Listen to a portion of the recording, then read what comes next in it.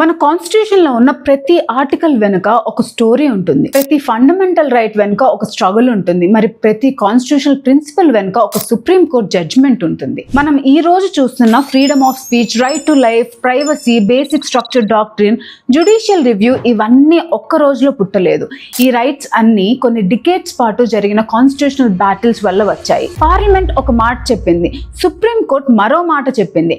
మధ్యలో మన కాన్స్టిట్యూషన్ తన ఐడెంటిటీని ఎలా కాపాడుకుందో అదే మన ఇండియన్ కాన్స్టిట్యూషనల్ హిస్టరీ. కానీ చాలా మంది స్టూడెంట్స్ కేస్ లాస్ అంటే జడ్జ్ పేరు, ఇయర్, వర్క్ డేట్ అంతే అని గుర్తుపెట్టుకుంటారు. అది బిగ్గెస్ట్ మిస్టేక్. కేస్ లాస్ ని బట్టి పెట్టకూడదు, అర్థం చేసుకోవాలి. ఎందుకంటే ఒక కేస్ ఇంకో కేస్ ని మార్చింది, ఒక జడ్జిమెంట్ మరో జడ్జిమెంట్ కి ఫౌండేషన్ అయింది. అలా ఒక జడ్జిమెంట్ నుంచి ఇంకొక జడ్జిమెంట్ వరకు మన కాన్స్టిట్యూషన్ ఎవాల్వ్ అయింది. కాబట్టి ఈ సిరీస్ లో మనం కేవలం జడ్జిమెంట్స్ ని చదువుకోవట్లేదు, ఆ జడ్జిమెంట్స్ ఎందుకు వచ్చాయి, ఎవరు ఛాలెంజ్ చేశారు, కోర్ట్ ఏం ఆలోచించింది, మన రైట్స్ ఎలా మారాయి కంప్లీట్ గా అర్థం చేసుకుందాం. So let's begin with the first constitutional battle, Shankari Prasad versus union of India. ఇండియాలో అల్టిమేట్ అథారిటీ ఎవరిది?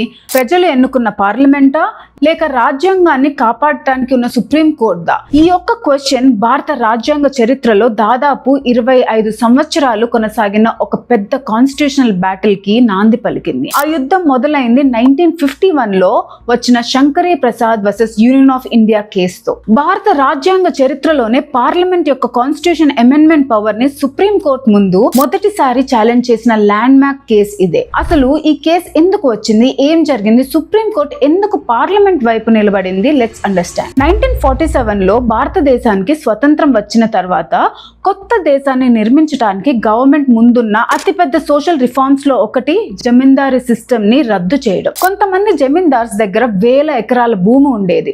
గవర్నమెంట్ ఆ భూమిని స్వాధీనం చేసుకొని పేద రైతులకు పంచాలని నిర్ణయం తీసుకుంది. కానీ ఇక్కడే ఒక పెద్ద లీగల్ ఆబ్స్టకిల్ ఎదురైంది. ఆ రోజుల్లో రైట్ టు ప్రాపర్టీ అనేది ఒక ఫండమెంటల్ రైట్. ఆర్టికల్స్ 19(1)(f) మరియు 31 ప్రకారం గవర్నమెంట్ ఎవరి ప్రాపర్టీని అయినా అంత సులభంగా తీసుకోలేదు. దీని వల్ల దేశం అంతటా ఉన్న జమీందార్స్ మరియు ల్యాండ్ లార్డ్స్ గవర్నమెంట్ తీసుకొచ్చిన ల్యాండ్ రిఫార్మ్స్ లాస్ ని కోర్టులో ఛాలెంజ్ చేయడం మొదలు పెట్టారు. గవర్నమెంట్ మాత్రం ఒక ఫేమస్ లీగల్ మ్యాగజిన్ ని ముందుకు తీసుకొచ్చింది, సాలస్ పాపులై ఎస్ సుప్రీమా లెక్స్. దీని అర్థం ప్రజల క్షేమమే అత్యున్నత చట్టం. అంటే కొంతమంది వ్యక్తుల ప్రయోజనాల కన్నా సమాజం మొత్తం యొక్క క్షేమమే ముఖ్యం అని గవర్నమెంట్ భావించింది. ఈ లీగల్ హర్డిల్స్ ని రిమూవ్ చేయడానికి 1951 లో prime minister Jawaharlal Nehru government ఒక కీలక నిర్ణయం తీసుకుంది. ఫస్ట్ కాన్స్టిట్యూషనల్ అమెండ్మెంట్ యాక్ట్ 1951 ని పార్లమెంట్ పాస్ చేసింది. ఈ అమెండ్మెంట్ ద్వారా ఆర్టికల్ 31A మరియు 31B ని కాన్స్టిట్యూషన్ లో చేర్చారు. అలాగే 9th షెడ్యూల్ అనే ఒక స్పెషల్ ప్రొటెక్షన్ మెకానిజం ని క్రియేట్ చేశారు. దీని ఉద్దేశం ఏంటంటే కొన్ని ల్యాండ్ రిఫార్మ్ లాస్ ని కోర్ట్ ద్వారా సులభంగా క్యాన్సిల్ కాకుండా రక్షించడం. కానీ ఈ అమెండ్మెంట్ ని యాక్సెప్ట్ చేయని బీహార్ కి చెందిన ఒక ప్రముఖ land lord Shankari Prasad direct గా సుప్రీం కోర్ట్ ని ఆశ్రయించాడు. ఆయన లాయర్స్ మొత్తం ఆర్గ్యుమెంట్ ని ఒక్క ఆర్టికల్ మీద బిల్ చేశారు, అదే ఆర్టికల్ 13(2). ఈ ఆర్టికల్ ప్రకారం ఫండమెంటల్ రైట్స్ ని వైలేట్ చేసే విధంగా పార్లమెంట్ ఎలాంటి లా చేయకూడదు. కాబట్టి పిటిషనర్స్ ఇలా ఆర్గ్యుమెంట్ చేశారు, కాన్స్టిట్యూషనల్ అమెండ్మెంట్ కూడా ఒక లాయే కదా, అయితే అది కూడా ఆర్టికల్ 13(2) కిందకే రావాలి. అంటే ఫండమెంటల్ రైట్స్ ని ఎఫెక్ట్ చేస్తున్న ఫస్ట్ కాన్స్టిట్యూషనల్ అమెండ్మెంట్ రాజ్యాంగ విరుద్ధం అని వాళ్ళు చెప్పారు. ఈ కేస్ ని 5 జడ్జ్ కాన్స్టిట్యూషనల్ బెంచ్ విచారించింది. ఫైనల్ వర్డిక్ట్ మాత్రం యునానిమస్లీ గవర్నమెంట్ కి ఫేవర్ లో వచ్చింది. సుప్రీం కోర్ట్ ఒక చాలా ఇంపార్టెంట్ డిస్ట్రిక్షన్ ని ఎక్స్ప్లెయిన్ చేసింది. మన కాన్స్టిట్యూషన్ లో 2 రకాల పవర్స్ ఉన్నాయి అని చెప్పింది.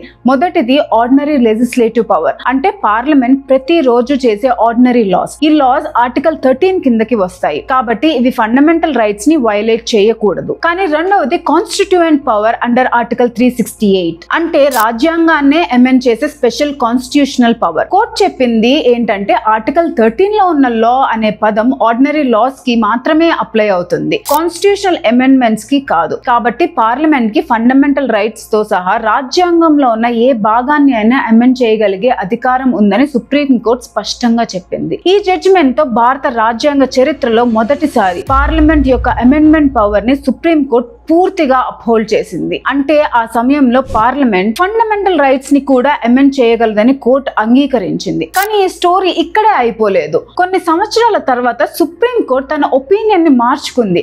ఆ జడ్జిమెంట్ ఏంటి, పార్లమెంట్ పవర్ ఎందుకు మళ్ళీ ఛాలెంజ్ అయింది, అదే మన నెక్స్ట్ ఎపిసోడ్ గోలోక్నాథ్ కేసులో చూద్దాం.